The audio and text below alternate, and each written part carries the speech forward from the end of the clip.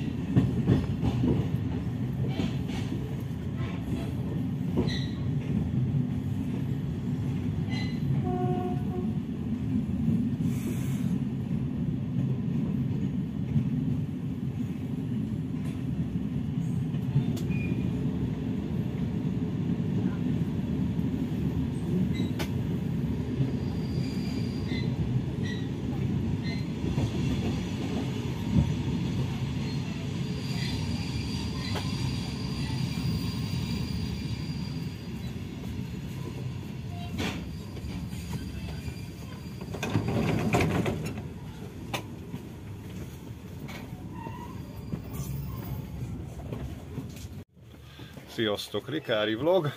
Zsombolyán vagyunk, Romániában, a román-szerb határon, és románul Zsimbólia, és egy kicsit vonatoztunk, mert ez egy érdekes vasútvonal, hogy ez a Temesvár-Szeged volt vasútvonal, és most azért egy kis, nagyon pillanatnyi körbetekintés után leszállunk, hát illetve most akkor nem tekintünk körbe, mert le kéne szállni a vonatról, mert itt már jönnek takarítani. Hát itt szállok le. Csak egy pillanatra benézünk, ilyen francia országból használtan vásárolt dízel motorvonatok közlekednek. És akkor most itt le fogunk szállni, egy pár mondatot mondok nektek erről a történetről. Ugye a Szeged-Temesvár vasútvonal, amely 1857-ben épült ki, és egy nagyon fontos nemzetközi vasúti fővonal volt abban az időben. Ugye a Budapest-Szeged vonalnak a folytatása először Temesvárig, majd később egészen Báziásig, ami egy fontos dunai kikötő volt, és a monarchiának egy nagyon fontos vonala volt abban az időben. Érdekesség, hogy az AVT-nek rövidített Osztrák Államvaspályatársaság építette ki a vonalat, illetve ezt a szakaszát, de a nevével ellentétben ez nem egy állami vasúttársaság volt, hiszen az akkori bécsi kincstárnak, illetve hát a magyar kincstárnak sem nem volt erre pénze kiépíteni ezeket a fontos összeköttetéseket, és ez a társaság egyébként Rothschild érdekeltségben volt, tehát egy magántársaság volt, akik egyébként itt a bánságban különféle mezőgazdasági és bányászati érdekeltségekkel bírtak, és ezért nekik is érdekük volt már, mint így üzleti érdekük volt ennek a vasútnak a kiépítése, és hát így épült ki egészen a Dunai kikötőig a vonal. Hát aztán a későbbi történet az elég hányattatott, bár most itt a végállomás, ez a zsombolyai végállomás, ez nagyon szép, ugye ez ma egy határállomás, a trianoni határ 4 helyen vágta el ezt a vasútvonalat, és ugye Szeged után OB-ba állomásnál konkrétan a határvonalat azt az állomás területén húzták meg, és ez az állomás a későbbiekben meg is szűnt. A trianoni döntésnél a magyar-jugoszláv határátmenet tehát nem vették föl, csak később néhány évvel, de aztán a második világháború után ez teljesen megszűnt, és a vágányokat is felszedték. A jugoszláv és a román oldalon viszont megmaradt a forgalom, hiszen főleg Romániában ez egy nagyon fontos vasútvonallá vált, mert az akkori viszonyok között ugye Bukarestről Temesváron át Szabadka, Eszék felé nyugati irányban tudtak összeköttetést létesíteni, így ez egy nagyon fontos nemzetközi fővonal volt. A jugoszláv oldalon pedig ugye ilyen regionális jelentősége volt. Egyébként érdekesség, ugye mondtam, hogy 4 helyen vágta el a határa vonalat, ugyanis Jugoszláviából ugye először ide Zsombolyára jött át a vonal, majd Gyertyános nevű település szintén eredetileg Jugoszláviához került, és akkor a két állam, a román és a jugoszláv állam ezt a két települést kicserélte, hogy normálisan a vasúti forgalmat, illetve nem ezt a két települést, hanem Gyertyánost valamelyik másikkal, hogy a forgalmat fenn tudják tartani, és ne vágja el a két ország között 3 helyen a határ a vasutat. Egyébként érdekesség, hogy például van olyan Romániához került település, aminek ugye a vasútállomása Jugoszláviához került, tehát azért itt is okozott nehézséget, tehát hogy a térséget tulajdonképpen a határ 3 részre szakította, és 3 államhoz került. Amúgy a szerb oldalon ma már nincs forgalom, ugye egyébként nagyon sűrű vasúthálózat volt, és a legsűrűbb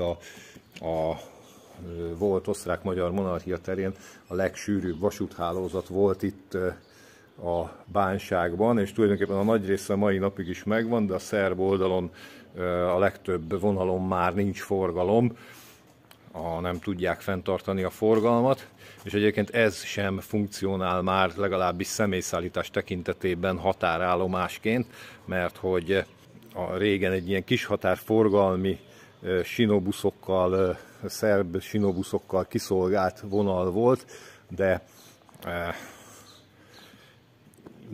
egyszerűen nincs már üzemképes járműve a szerb vasútnak, és ezért ezt a forgalmat már nem tartják fönn. Kicsit nézzünk rá az épületre, mert nagyon szép maga az állomás épület, és szépen fel is van újítva. Impozáns nagy állomásépület, hát elvégre ez fővonal volt, és nem csak, tulajdonképpen ma is fővonal, csak a fővonali szerepét kevésbé tölti be. Tulajdonképpen egy ilyen magánvasúti régió Kalatori vonatok, ezek a Franciaországból használtan vásárolt vonatok közlekednek, ilyen mellékvonali jelleggel, talán 5 vagy 6 pár vonat közlekedik naponta. Egyébként nagyon hangulatos, alakjelzős állomások vannak, hát van olyan állomás, ami ki van belezve és nincs szolgálat, van, ahol még van szolgálat bakterral, ahol forgalmistával is, tekerős sorompókkal, úgyhogy nagyon hangulatos kis vonal. Tulajdonképpen egy 1 órás út Temesvárról, tehát ezt érdemes megtenni, aki erre jár, és aki a vasút iránt érdeklődik. És akkor itt egy kicsit nézzünk rá, hogy ugye itt ugye a román oldali határállomáson vagyunk, és hát sajnos nincs a határátmenetben vonat közlekedés. Mi mondjuk most nem is akarnánk utazni. Na most egy kicsit nézzük meg az állomást a város felőli oldalról is. Amúgy érdekesek ezek a romániai határállomások, hogy itt is az állomás másik végében nem is szabad elmenni, ott kerítéssel le van zárva a terület, és ki van írva, hogy tilos belépni. Tehát tulajdonképpen olyan, mintha az állomás másik vége már Szerbiába lenne, pedig azért a határ az egy kicsit odébb húzódik. Na hát nézzük meg így az utcafronti oldalát is az állomásnak. Szépen gyönyörűen fel van újítva. Nekem amúgy is tetszenek ezek a nyers tégla díszítésű házak, ezek a és épületek, és hát vasútállomásban is jól tud az ilyen kinézni. Na hát én azt hiszem, hogy nagyjából így elmondtam, amit szerettem volna erről a dologról. Úgy búcsúzom, hogy nem búcsúzom, mert még vágóképek lesznek, amit így a videó végén még néhány snittet a vonalról mutatok nektek, de most én megköszönöm a megtekintést és a figyelmet, és hát nézzétek a további képeket az utazásról. Sziasztok! Tschüss!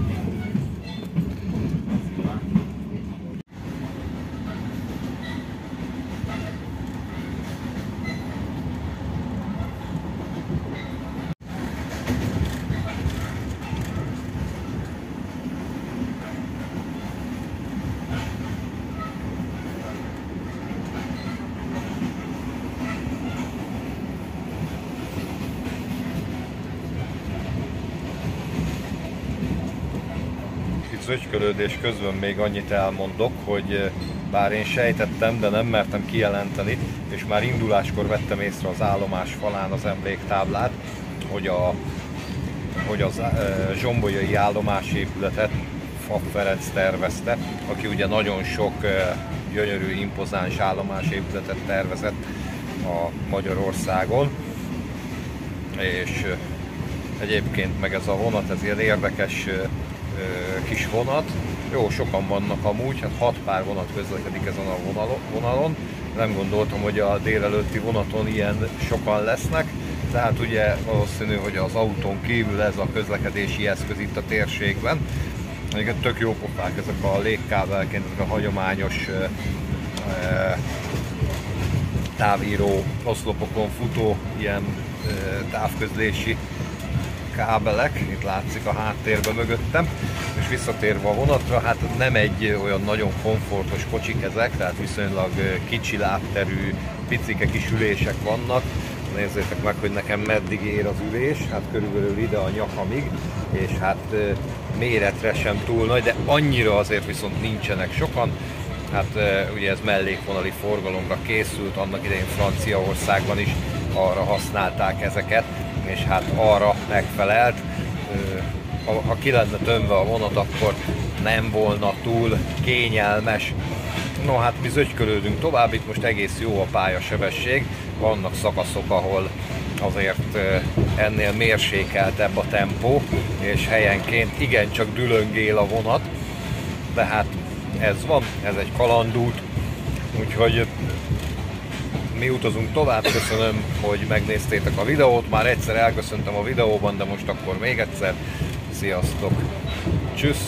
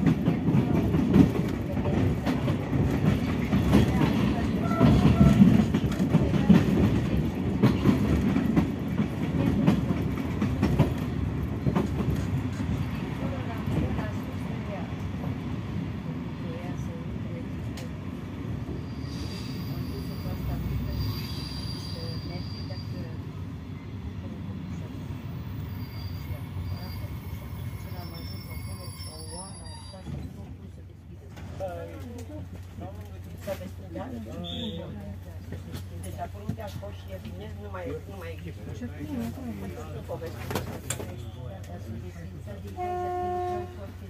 Nu contează de ce. Ești o ziua de ieri o trecut, astăzi ce este.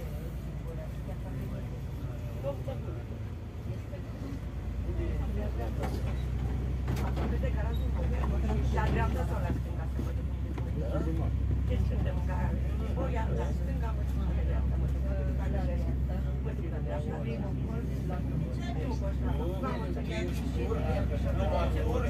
orice fac la dreapta, primul colț, așa. Ce știu? Dar nu la asta mă concentrez.